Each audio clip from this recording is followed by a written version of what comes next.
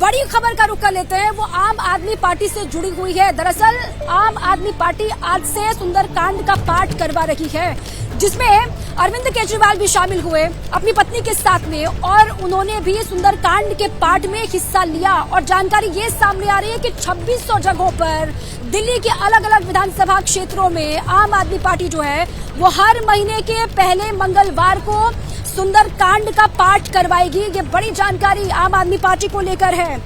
और साथ ही हर महीने के पहले मंगलवार को सुंदरकांड का पाठ किया जाएगा आम आदमी पार्टी की तरफ से। अरविंद केजरीवाल आज रोहिणी में शामिल हुए। ये तस्वीरें उसी वक्त की आपको हम दिखा रहे हैं जब सुंदरकांड के पाठ में अरविंद केजरीवाल अपनी पत्नी के साथ शामिल हुए। ये उसी वक्त की तस्वीर आप देख रहे हैं। और आज के बाद से शुरुआत हो गई है अलग अलग जगहों पर किस तरीके से जो सुंदरकांड का पाठ करवाएगी आज के बाद से आम आदमी पार्टी। वहां पर आम आदमी पार्टी के तमाम बड़े नेता शामिल होंगे। अब मेरे दो सहयोगी इसी पर बातचीत के लिए जुड़ चुके हैं। रविकांत अयोध्या से, अंकित गुप्ता भी अयोध्या से मेरे साथ, क्योंकि यहीं पर पूरा देखिए सियासत का केंद्र भी अयोध्या ही इस वक्त है। अयोध्या को लेकर ही दिल्ली में भी सियासत लगातार हो रही है। रविकांत का रुख कर लेते हैं। रविकांत, जरा बताइए आम आदमी पार्टी के बारे में, क्योंकि आम आदमी पार्टी ने अब आम आदमी पार्टी के तमाम बड़े लीडर जो है वो अरविंद केजरीवाल को भगवान हनुमान का, भगवान राम का सबसे बड़ा भक्त बता रहे हैं। राघव चड्ढा ने भी वो बात कही और साथ ही सौरभ भारद्वाज ने भी वो बात कही। जो सुंदरकांड का पाठ करवा रही है आम आदमी पार्टी, इसके क्या है सियासी मायने? रविकांत, देखिए, आम आदमी पार्टी जो करा रही है उसकी जो प्रतिक्रिया आ रही है वो महत्वपूर्ण है। बीजेपी और बीजेपी के समर्थक लगातार ये कह रहे हैं कि जो विपक्षी दल हैं वो लगातार हमारी ट्रैक पर आ रहे हैं। बीजेपी ने जो ट्रैक बिछाया है उसी पर केजरीवाल भी चल रहे हैं, उसी पर राहुल गांधी भी और उसी पर ममता बनर्जी भी। इस समय हम अयोध्या में हैं और अयोध्या के संत हमारे साथ हैं। इनकी अगर प्रतिक्रिया न ली जाए तो बेईमानी होगा। इनसे हम जानेंगे कि क्या इनके मन में है राजनीति को लेकर के। जिस तरीके से अरविंद केजरीवाल सुंदरकांड का पाठ करा रहे हैं, क्या आपको लगता है कि ये बेहतर राजनीति शुरू हुई है? नहीं, सुंदरकांड का पाठ तो सब जगह होना चाहिए, लेकिन मैं आपसे कहना चाहता हूँ कि आज 33 कोटि देवी देवता आज अयोध्या में राम जन्म श्रुति गावई तीर्थ सकल तहाँ चल आवई। वो अभी पूरा हिंदुस्तान के मंदिर खाली हो चुके हैं देवी देवताओं से। वो सारे देवी देवता यहाँ पर आ गए हैं। वो सदन सुमंगल तभी हो जब राम बने युवराज, क्योंकि उस समय भी राम जी वनवास को चले गए थे। यानी आपका कहना है कि सब देवी देवता यहाँ हैं तो सब लोग अयोध्या ही आए।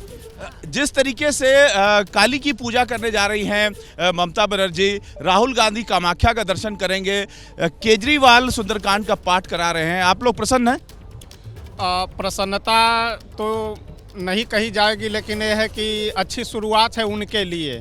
प्रसन्नता हम लोग अवधवासी हैं, वो सब बड़े राजनीतिज्ञ व्यक्ति हैं, तो हमारी मतलब सलाह भी है समस्त अवधवासियों के तरफ से कि अगर अयोध्या जी से जुड़ करके रहते तो और अति प्रसन्नता हो। क्या कहेंगे आप लोग? ये जो भी शुरुआत किए हैं, ये है कि उनका जो भी गलत काम किया उसके प्रायश्चित के रूप में वो कुछ भी कर रहे हैं तो अच्छी बात है, लेकिन निमंत्रण पा करके अयोध्या में ना आना वो बहुत दुखद है। कि आप लोग अयोध्या वासी हैं, क्या कहेंगे इस राजनीति? जय श्री राम। और अयोध्या में बहुत अच्छी शुरुआत उन लोगों ने की है, इसीलिए अयोध्या से और श्री राम। लोग क्या कहेंगे? सर्वप्रथम आपको दर्शक को आपको धन्यवाद जो अयोध्या में आकर अयोध्या की इस दिव्य और अद्भुत दृश्य को आप दिखा रहे हैं पूरे देश में। और विपक्षियों को हम ठीक है रविकांत, देखिए जो भगवान राम के भक्त हैं, जो अवधवासी हैं, वो तो कह रहे हैं कि जो अभी कम से कम कुछ करती हुई दिखाई तो दे रही है, इंडिया गठबंधन दे रहा है, दुरुस्त है, ये भक्तों का कहना। लेकिन अब इस पर राजनीति लगातार हो रही है। अंकित गुप्ता मेरे साथ लगातार बने, वो भी अयोध्या में ही मौजूद है।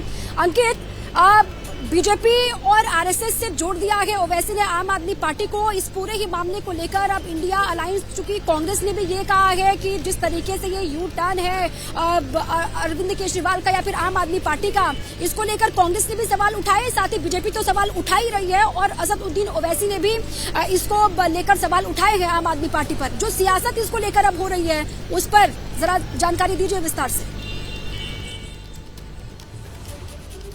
देखिए दीपा, अगर हम इसको दो हिस्सों में देख सकते हैं, पहला जो अरविंद केजरीवाल और उनकी पार्टी ने ये हनुमान चालीसा का पाठ करने को जो कहा है, और दूसरा जो ओवैसी का जो बयान आया है या कांग्रेस का बयान आया है। पहले बात करते हैं अरविंद केजरीवाल और उनकी पार्टी ने जो हनुमान चालीसा की बात कही है। तो अरविंद केजरीवाल की ये जो रणनीति है ये कोई पहली बार नहीं सामने आई है। 2020 में जब दिल्ली में विधानसभा चुनाव हुए थे तो अरविंद केजरीवाल ने जगह जगह घूम करके हनुमान मंदिर में जा करके इसी तरीके से पूजा अर्चना की थी, हनुमान चालीसा सुनाई थी। खुद एबीपी न्यूज के कैमरे पर उन्होंने हनुमान चालीसा गाकर सुनाई थी और यही कहा था कि मैं तो परम भक्त हूँ प्रभु श्री राम के परम भक्त हनुमान जी का, और मैं तो उनकी हनुमान चालीसा पढ़ता रहता हूँ, लेकिन मैं उसको दिखाता नहीं हूँ। लेकिन उन्होंने उस दौरान गा करके जो कैमरे पर आ करके मंदिर जा करके हनुमान चालीसा का पाठ किया था। अब बात करते हैं ये अरविंद केजरीवाल की राजनीति की। तो जो इसको कहा जा रहा है कि सॉफ्ट हिंदुत्व के रास्ते पर चल रहे हैं अरविंद केजरीवाल, ओवैसी हो या कांग्रेस हो, उसको एक तरह से ओवैसी ने तो यहाँ तक कि बी टीम करार दे दिया है बीजेपी की। अब आप खुद सोचिए, एक तरफ ओवैसी के ऊपर वही आरोप रखते हैं विपक्ष की तरफ से कि ओवैसी बीजेपी की बी टीम है, ओवैसी अरविंद केजरीवाल को उसी तरीके से बी टीम के तौर पर करार दे रहे हैं। तो बहुत गजब की राजनीति चल रही है। और इस सबके बीच में कांग्रेस तो उसके साथ में अरविंद केजरीवाल के साथ में इंडिया गठबंधन में जो एक तरीके से रणनीति पर चर्चा कर रही है कि कैसे साथ में चुनाव लड़ा जाए, वही कांग्रेस भी सवाल उठा रही है। तो हर कोई कर क्या रहा है, अपने अपने तरीके से ये जाहिर कर रहा है कि वो उनकी भी ईश्वर में आस्था है और वो भी अपने तरीके से भक्ति कर रहे हैं। जी, हर पॉलिटिकल पार्टी अपने अपने तरीके से भगवान राम को लेकर भी और हनुमान को लेकर भी अब किस तरीके से वो बयानबाजी कर रहे हैं, सियासी रोटियां सेक रहे हैं, वो साफ तौर से समझ में भी आ रहा है। जैसे ही घड़ी का काटा दोपहर 2:30 पे आए, बबीता जी का दिल सास बहू साजिश के लिए मचल जाए। और ये है इनकी बहू, पूरे दिन ऑफिस की टेंशन हो जाए गॉन जब ये करें अपना फेवरेट शो फ्री टाइम पे ऑन। इनकी तरह आप भी देखिए अपना फेवरेट शो अपने टाइम पर और डाउनलोड कीजिए एबीपी लाइव ऐप अपने स्मार्ट टीवी पर।